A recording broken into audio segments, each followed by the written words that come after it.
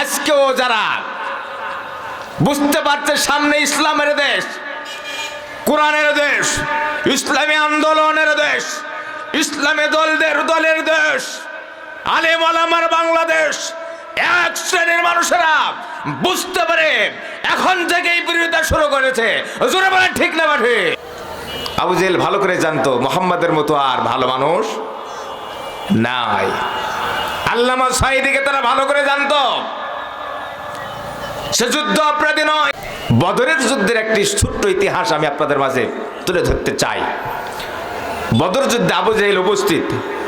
তার বন্ধু আবু জেহেলকে বলছে যে তোমারই ভাস্তা মুহাম্মদ সাল্লাল্লাহু আলাইহি সাল্লাম, এর বিরুদ্ধে তুমি কেন যুদ্ধ করতে আসছেন? কেন যুদ্ধ করতে আসছেন?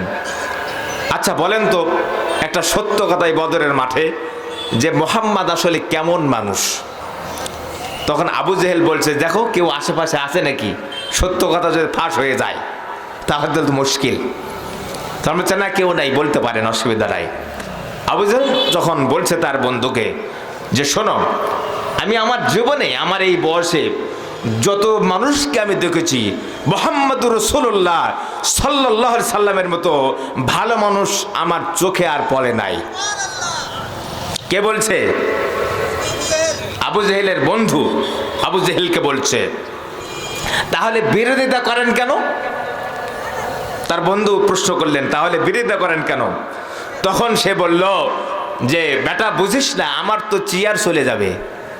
মোহাম্মদ যদি নেতা হয়ে যায় তাহলে আমার তো চেয়ার আর খাটবে না।